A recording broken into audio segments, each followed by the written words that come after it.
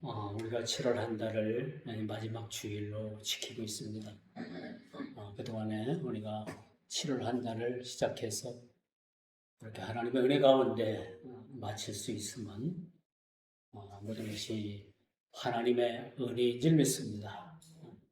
7월 달에는 보통 평균 6월 중순부터 시작됐던 장마가 올해는 좀 늦어서 7월 달부터 시작을 해서 거의 한 달 가까이 이렇게 장마가 지속이 됐는데 날씨를 보니까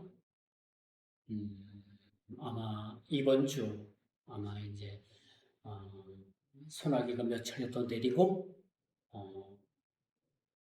그렇게 이제 장마가 물러가는 것으로 그렇게 보여집니다. 그렇지만 우리가 이제 8월 달은 본격적인 무더위가 시작이 됩니다. 어제가 중복이었죠? 우리 계절 절기상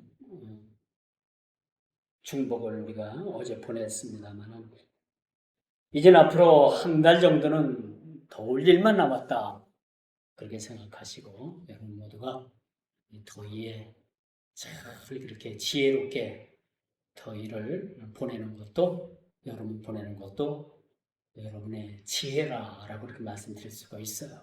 그래서 이 더위에 우리가 더위 먹으면 요즘 큰일 납니다.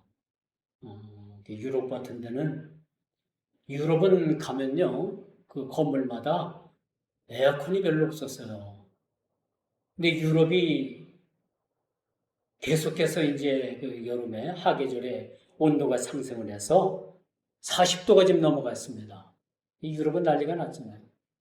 에어컨도 없는데 그 유럽 사람들 얼마나 그 40도 더위에 얼마나 고생이 많으셨는가. 그것도 요즘 보니까 프랑스가 벌써 40도까지 올라가던 그 기온이 온도차가 20도, 25도, 20도까지 떨어졌어요. 그 온도차가 굉장히 심한 거예요. 거기는 벌써 긴 소매를 입고 프랑스는 그렇게 다닌다고 합니다. 요즘 이처럼 이 계절이라는 것은 우리가 보통 생각하는 그러한 상식을 뛰어넘는 그 계절이 굉장히 변화가 그렇게 심한 거예요.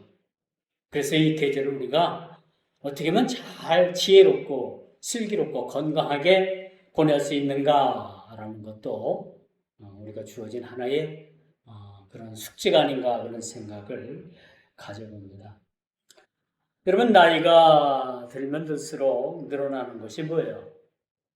보통 사람의 경우에 나이가 1살, 2살 자꾸 늘어나게 되면은 약의 종류도 따라서 늘어나게 된다. 그렇죠?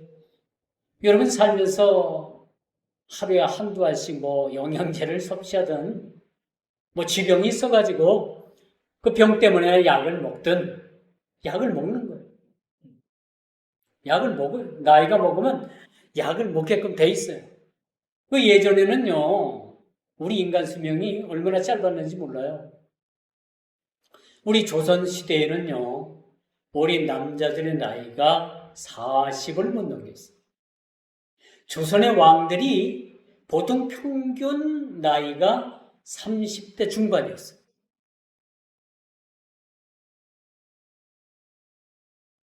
30대 중반이면 청년 아니에요. 40, 50까지도 청년이라고 봐야 되죠. 이제 60이 넘어야 장년이라 라고도 말을 하지만 요즘 인간 수명이 왜 이렇게 많이 늘어났느냐? 약물 덕분이고 약물. 영양제도 챙겨 먹고 아프다면 병원 쫓아가고요. 그렇죠? 약을 먹고 하니까 자꾸 인간 수명이 늘어날 수밖에 없는 거예요. 그에 반해 가지고 이제 점점점 나이가 먹으면 약을 하나를 먹던 게 2알 먹고 2알 먹던 게 3알 먹고 그렇죠? 한 종류의 약을 먹던 게 2종류의 약을 먹어야 되고 이게 인생입니다. 오늘 하나님께서 이스라엘을 치료하기 위해서 처방을 내리셨습니다. 이스라엘이 중병이 든 겁니다. 중병. 중병이 들어가지고 하나님께서 이스라엘 백성들이 어떤 병이 들렸는가라고 그 진단을 내렸는데, 그 처방을 내렸는데, 그들의 죄상이 오늘 본문에 아주 그렇게 사실적으로 또 정확하게 쓰여져 있음을 우리가 보게 됩니다. 내가 이스라엘을 치료하려 할 때에 에브라임의 죄와 사마리아의 악이 드러나도다.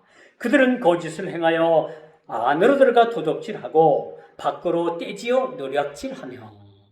오늘 본문의 말씀이에요. 이스라엘이 중병에 걸렸는데 어떤 중병에 걸렸는가? 그 병명을 오늘 본문에 그렇게 기록을 하고 있다는 거예요. 내가 이스라엘을 치료하려 할 때에, 그렇죠? 치료를 하려면 그 병이 무슨 병인가를 알아야 치료가 가능하잖아요. 그렇죠? 의사가 가장 치료하기 어려운 병이 어떤 병일까? 겉으로 드러나지 않는 병. 아무리 검사를 해도 드러나지 않는 병. 이거 고치기 쉽지 않죠. 그렇죠? 근데 엑스레이를 찍고 여러 가지 장비를 동원해 가지고 피 검사도 하고 했는데 문제가 딱 드러난 거야. 그러면 어때요? 의사가 그 사람의 병중을 파악을 하고 그 병에 대해서 집중적으로 치료를 하게 되는 겁니다. 그러다 보면 이제 나아서 퇴원도 하게 되는 거죠. 오늘 본문도 마찬가지예요. 내가 누구야? 하나님께서 이스라엘을 치료하려 할 때에 에브라임의 죄가 드러났고 사마리아의 악이 드러났도다. 그들은 거짓을 행하며 거짓병에 들었어요.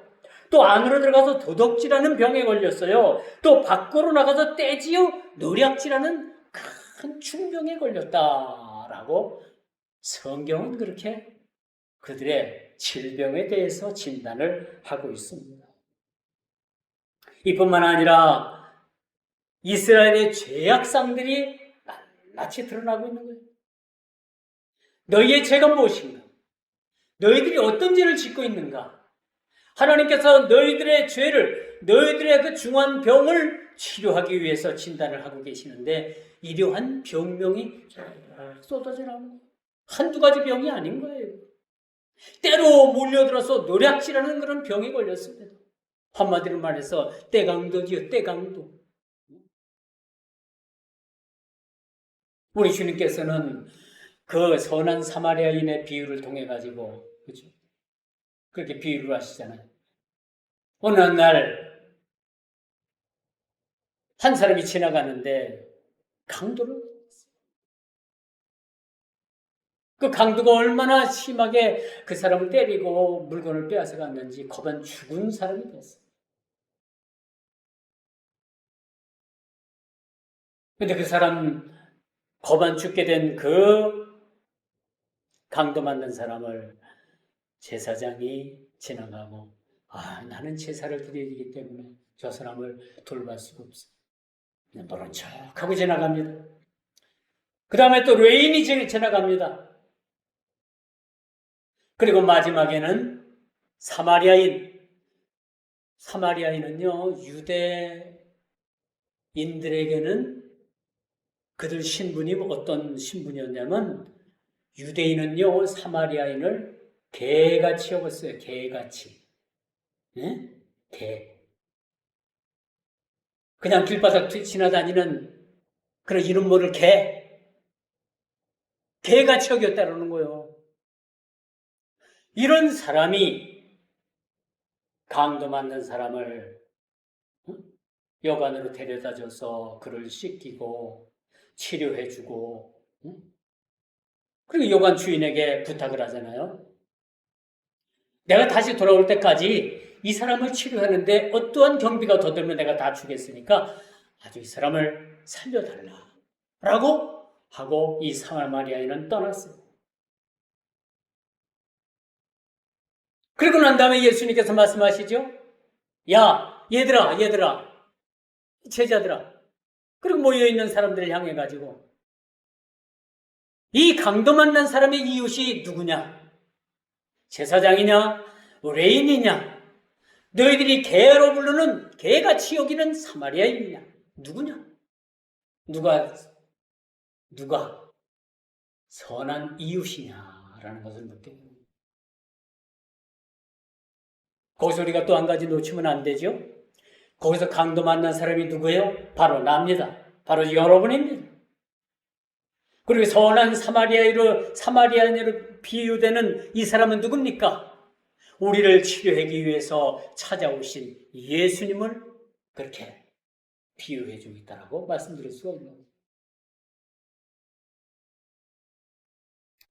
그러면 오늘 본문에 보니까 내가 이스라엘을 치료하려 할 때에 하나님은 치료의 하나님이십니다. 그렇죠? 치료의 강신을 베푸시는 하나님이십니다. 여호와 라파. 그는 치료하시는 분입니다. 그리고 그 이스라엘 백성들, 그 백성들의 병명을 찾아보니까 그들의 악이 드러났고 그들의 거짓말이 드러났고 도적질했을 뿐만 아니라 때로 모여서 때강도 노릇을 했다는 그 병명을, 그 죄상을 드러내게 된 것으로 보게 되는 것입니다. 여러분, 사람이 살다 보면 아주 죄를 짓지 않고 살 수는 없어요. 그렇잖아요? 여러분, 죄 안 져요? 예수 믿고? 죄 지어요? 안 져요? 예수를 믿어도 지어요? 안 져요? 안 져요? 와. 여러분, 미워하는 마음 있잖아요. 눈이 안 보여. 내가 표현 안 하면 내가 미워하는지 안 하는지 몰라. 그런데 내가 어느 한 형제를, 어느 사람을 내가 미워한다. 그것도 죄인 거예요. 우리 눈에는 드러나진 않지만 내가 어느 한 형제를 미워한다면 그것 자체가 죄인 거예요. 죄를 미워하는 건 죄가 아니에요. 응? 근데 내가 반드시 사랑해야 할 대상인 내 형제를 미워하는 것은 죄인 거예요, 죄. 죄의 기준을 우리 예수님께서 그렇게 아주 엄격하게 말씀하셨어요.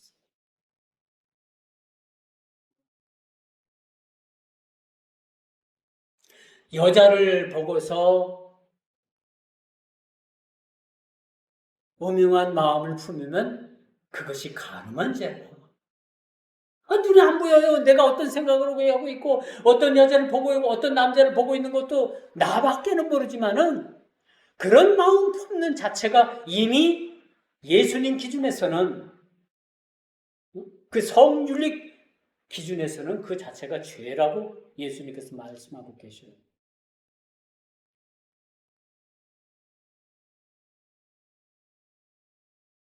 그렇지만 우리가 살다 보면 아주 죄를 짓지 않고 살 수는 없어요. 그런데 여러분, 오늘 이스라엘의 죄악상을 보게 되면 어느 한 개인이 아니라 이스라엘의 총체적인 죄를 언급하고 있다는 거예요. 때로 몰려다니면서 강도짓을 하는 거예요. 도적질하는 것은 뭐 일반 아주 보통 수준이에요. 거짓말하는 것은 아주 밥 먹듯 하는 거예요. 이 모든 것이 하나님 앞에 큰 죄로 드러나고 있다는 것을 우리가 보게 되는 것입니다. 여러분, 죄는요, 정도의 차이만 있을 뿐이지 죄는 모두가 다 죄인 거예요. 모두가 다 죄입니다. 그렇기 때문에 우리는 가능하면은 선한 마음을 가지고 하나님 앞에 죄 짓지 않는 것이 우리 일상에 편안하다. 우리가 죄를 짓게 되면 반드시 하나님께서는 그 죄값을 물으시는 분이 우리 하나님이시죠. 죄값을 반드시 묻습니다. 그래서 하나님께서 우리를 심판하시기 전에 우리는 얼른 하나님 앞에 우리의 죄를 토설해야 되는 거예요.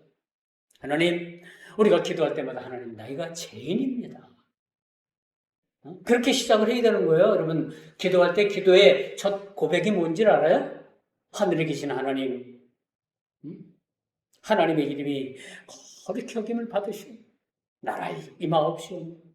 뜻이 하늘에서 이룬 것까지 땅에서도 이루어지고 오늘날 우리에게 일용할 양식을 주옵시오. 우리가 우리에게 죄 전제를 사하여 준 것 같이 나의 죄를 사하여 주옵소서. 이런 죄에 대한 고백이 일상화되어야 되는 거예요, 사실은. 왜? 우리는 날마다 눈뜨면 죄 짓지 않는 일이 없기 때문에 예수를 믿어도 여전히 우리는 죄로부터 자유를 줄 수가 없어. 주님 앞에 설 때까지 이 죄에 대해서 자유를 수가 없는 거예요. 하나님, 아이고 오늘도 제가 또 이런 죄를 지었군요. 하나님 아버지, 오늘 내가 또 이런 생각의 죄를 지었군요. 이런 고백이 하나님 앞에 진실성을 담은 그런 죄의 고백이 있어야 된다는 거예요. 그렇죠? 아이고 뭐 한 달 동안 죄 다 쌓아놨다가 한 달에 한꺼번에 하지 뭐. 그것도 틀린 말이에요. 아니요.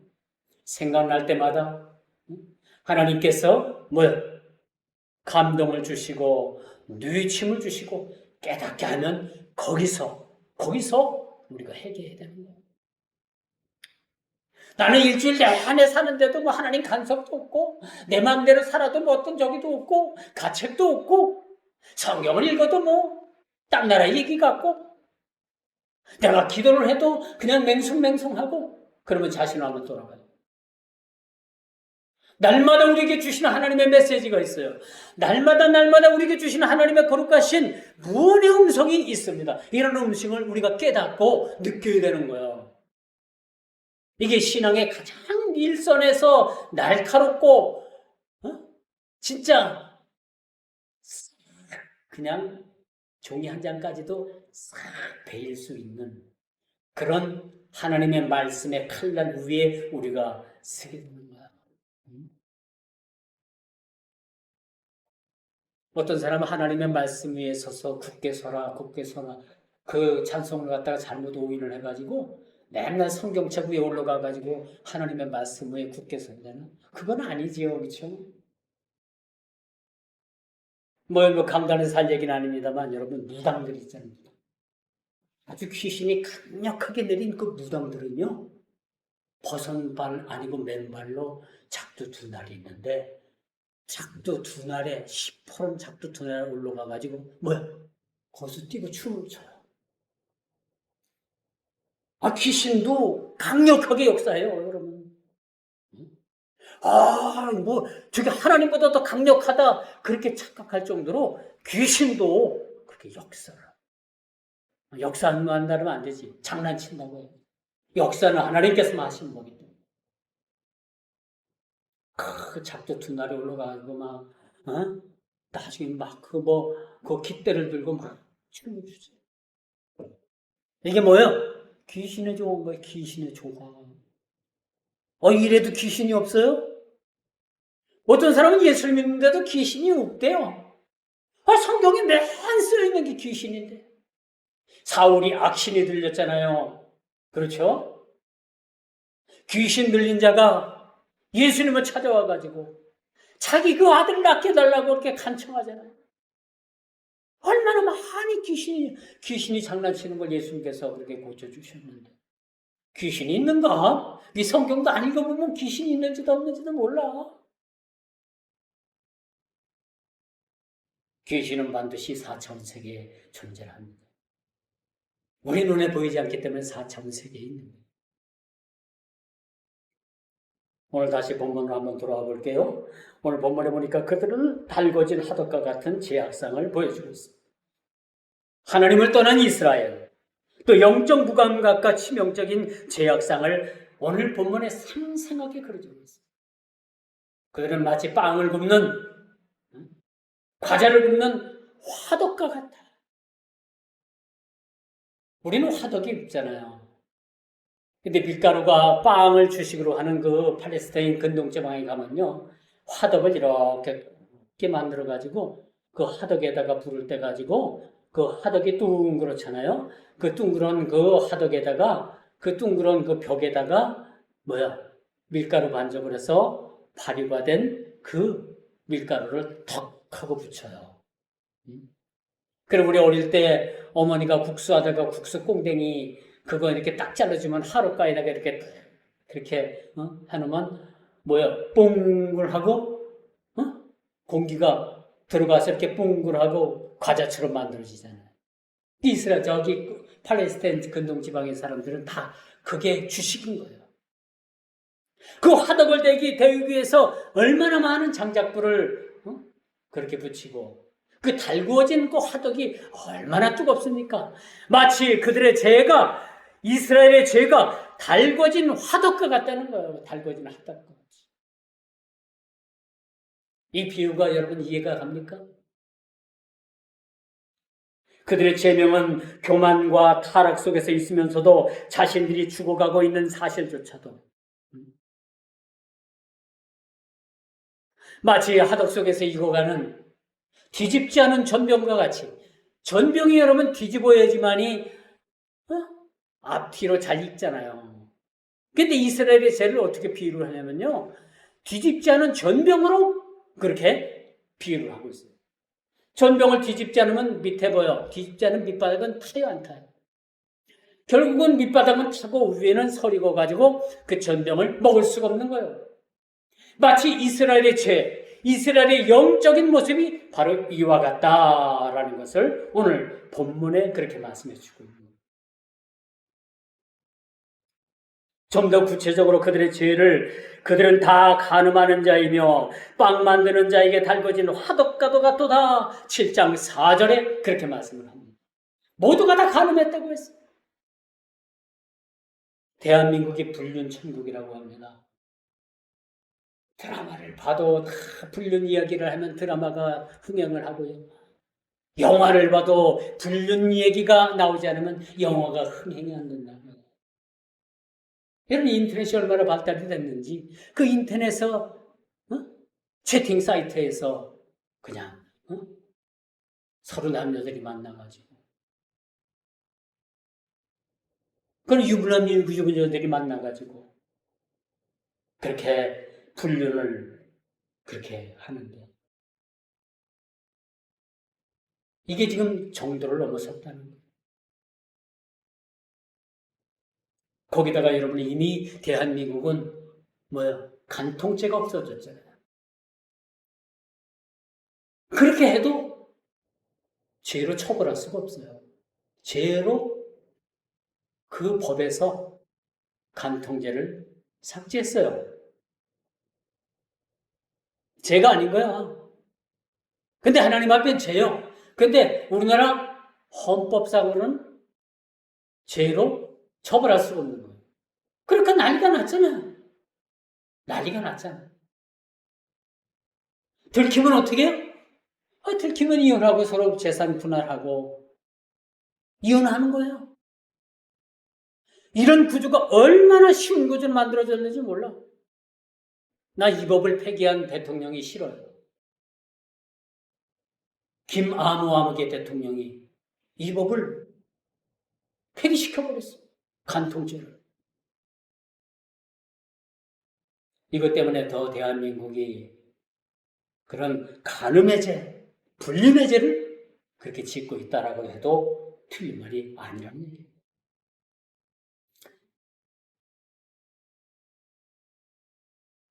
그러므로 백성들의 마음은 정욕과 죄악의 열기로 가득 차 있었습니다. 이것이 이스라엘 백성들의 그 죄악의 현주소였던 거예요.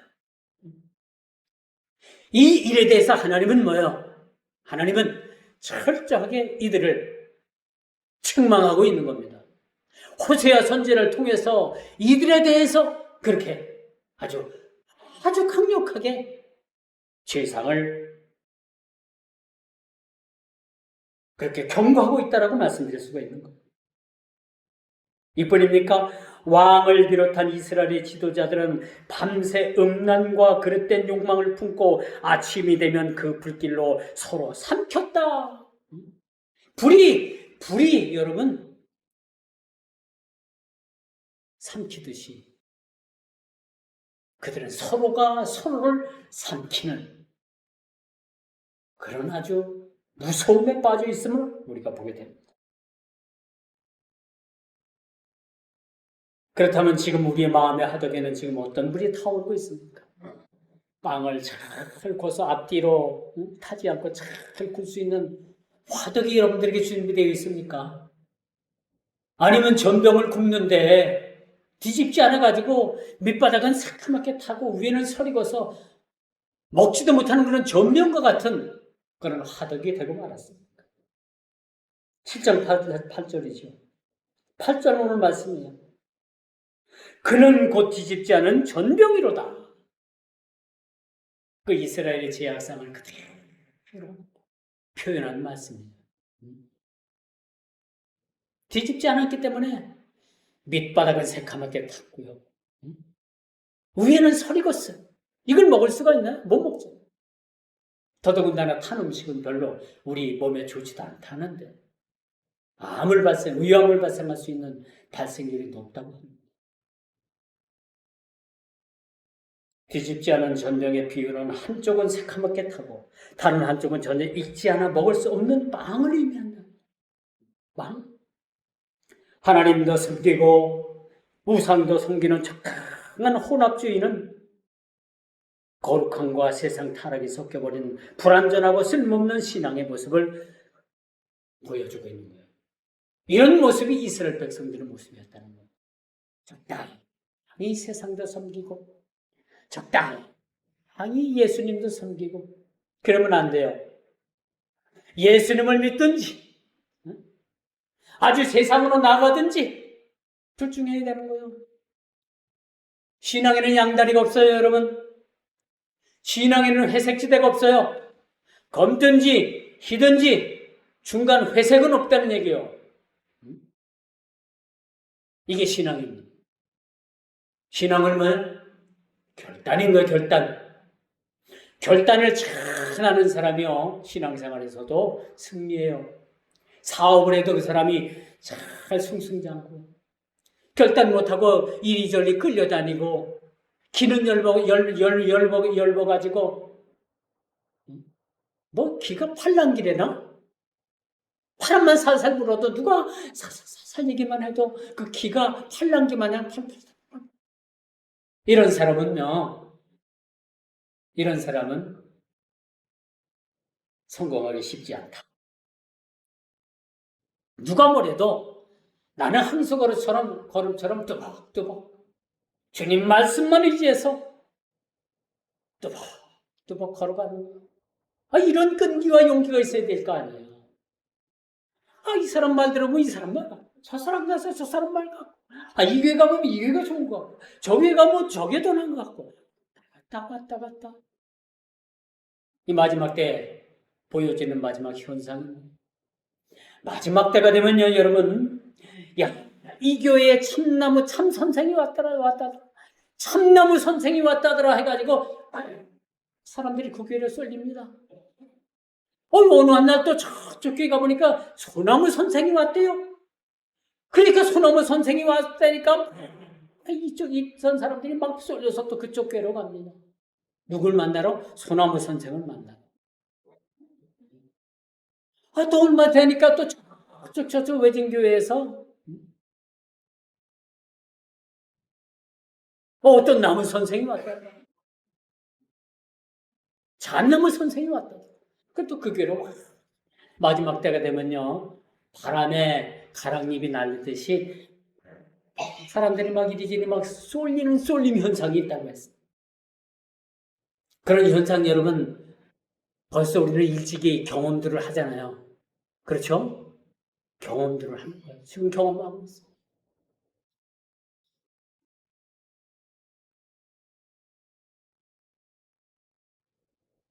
거울 앞에 서야 비로소 내가 늙어가고 있구나. 사람은 그걸 느끼는 거예요. 어떤 목사님은요, 사진을 찍어주려면 막 부들부들 떨어요. 안 찍으려고. 자기 늙어가는 모습이 사진에 담기는 게 두려운 거예요. 예전의 모습이 두려운 거예요. 그리고 카톡방에 그 대문의 사진을 아주 20대 초에 젊은 사진을 딱 올려놨어요. 지금 나이가 60이 넘었으니까 한 한 40여 년 전 사진을 딱 대본에다가 게시를 해놨어.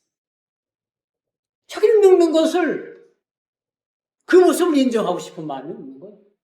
그러니까 사진 한 컷도 찍는 것도 부들부들 떠요. 사람은요, 거울 앞에 서야지, 아, 그때 내가 늙어가고 있구나.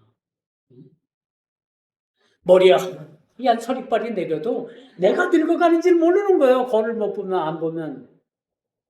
거울 자주 봐요? 응? 거울 보기가 두렵다. 그러면 여러분 이미 늙어가고 있는 자기 자신을 돌아보고 두려운 마음이 있는 거예요.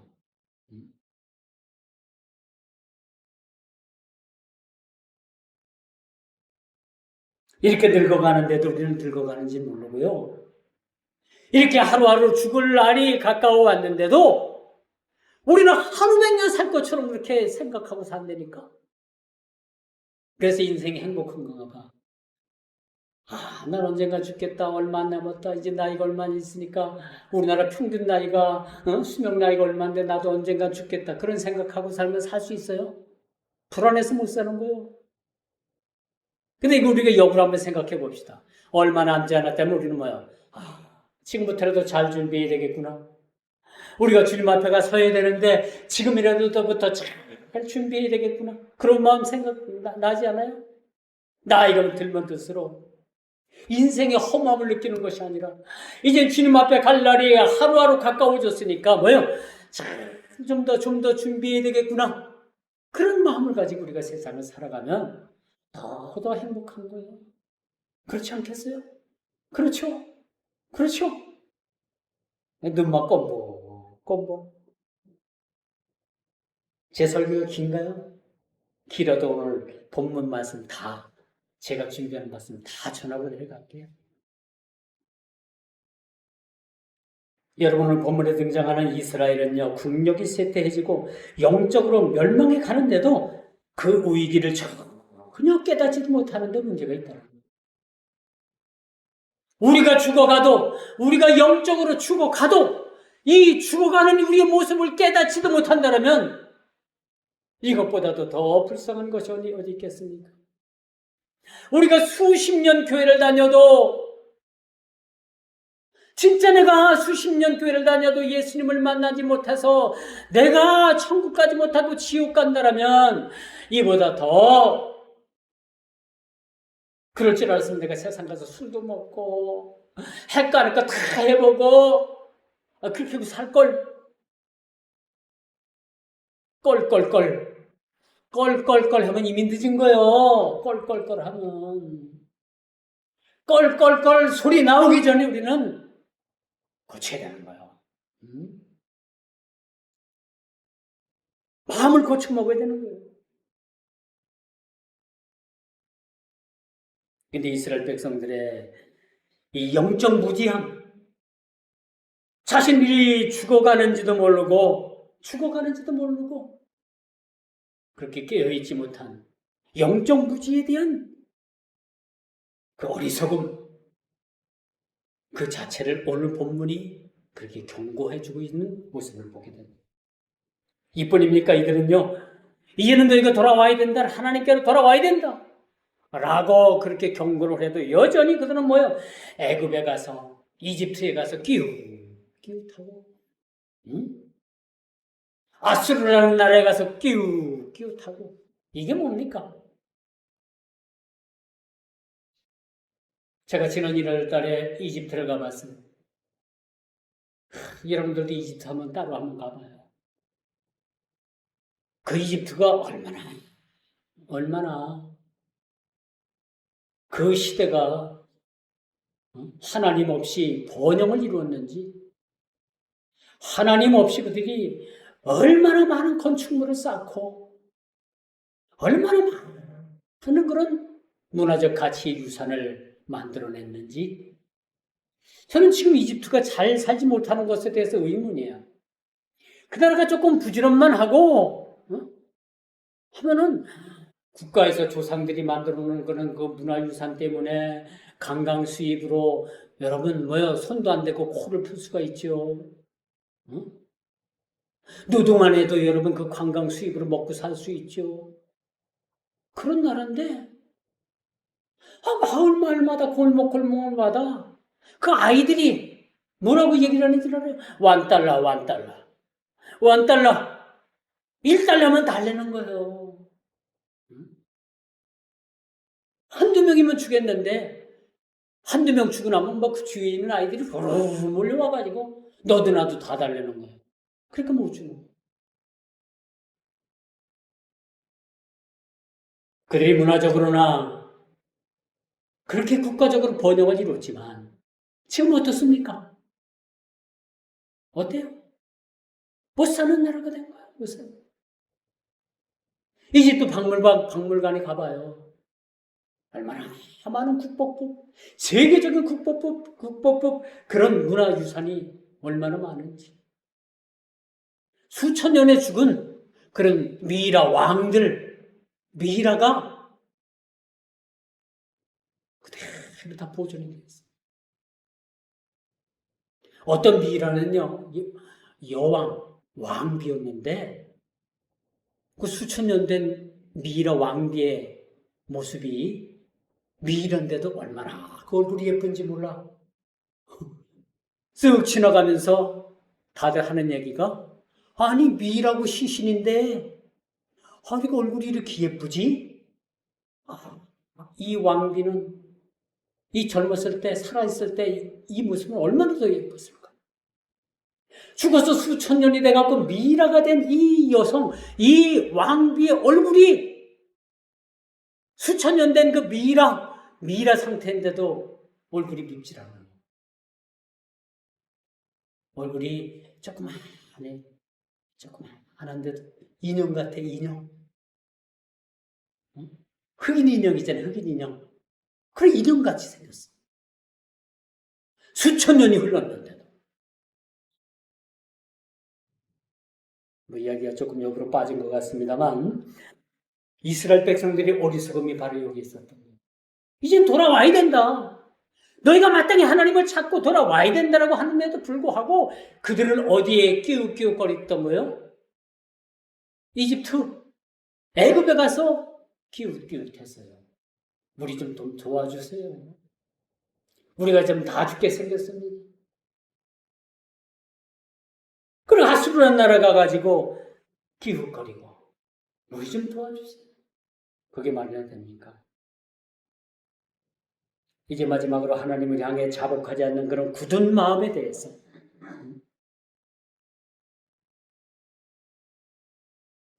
이들이 하나님 앞에 고통받았을 때 부르짖었지만 진정한 그들의 회개가 없었던 겁니다. 그래서 이제 고통을 느낍니다. 어려움이 왔어요. 그러자 그들이 하나님 앞에 자신들의 고통을 호소합니다. 죄를 자복한다고 합니다. 그런데 뭐가 문제가 있느냐? 진심 어린 회개가 없어요. 진심 어린 회개, 참회, 형식적인 회개인 거예요. 하나님, 저 이런 죄 졌어요. 용서해 주세요. 이렇게 마음에 덮는 형식적인 회개가 그들에게 일상화됐다는 데 대해서 오늘 선지자는 말씀을 통해서 그들에게 더욱더 경고장을 그렇게 날리고 있습니다.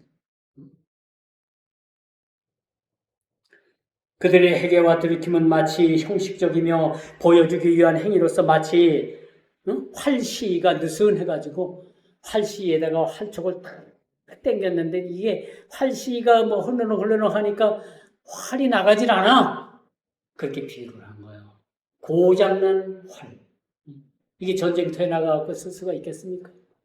활시가 팽팽해야지만이 그 화살촉을 놓고 당기면 이것이 멀리 나가는데 활시가 그냥 물렁물렁하고 흔들흔들하고 막 늘어나고 하니까 이게 활의 역할을 하지 못하다는 거예요. 마치 이들의 회개한 이들의 행위가 바로 고장난 활과 같았다라고 그렇게 비유를 하는 것이 오늘 본문의 말씀인 거죠. 자, 이제 말씀의 결론을 맺겠습니다. 오늘 본문 7장은 우리 모두를 돌아보게 하는 영적인 경고이자 거울인 거예요. 경고의 말씀을 들으라는 얘기입니다. 우리가 하나님 앞에서, 하나님의 거울 앞에서 우리가 서라는 얘기입니다. 무엇보다도 지금 우리의 문제는 영적 감각을 우리가 진단해야 되는 거예요. 우리의 신앙의 영적인 감각, 영적인 상태가 어떤 상황인가? 내 신앙의 머리 위에 하얀 서리가 무성해지고 신앙은 하나님의 관계가 식어가는데도 나만은 상관이 없다, 나만은 상관이 없는 일이라고 치부하면요, 이건 우리 스스로를 속이는 거예요. 뒤집지 않아 먹지 못하는 그 전병, 그와 같은 모습이 나의 모습은 아닌지 우리 자신을 돌아보는 겁니다.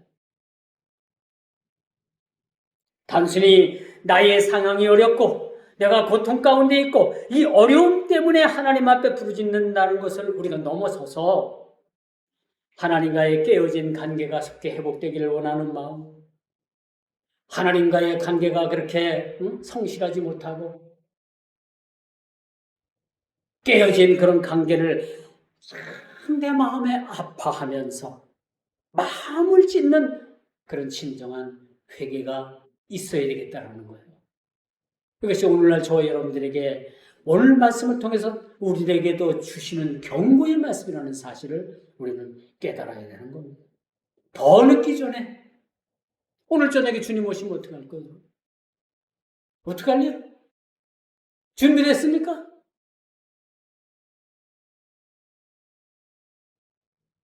이런 영적 무감각에서 우리가 깨어나 온전한 마음으로 하나님께 돌아가는 그런 거룩한 결단이 있기를 주님의 이름으로 축원하면서 말씀을 맺도록 하겠습니다. 기도합니다.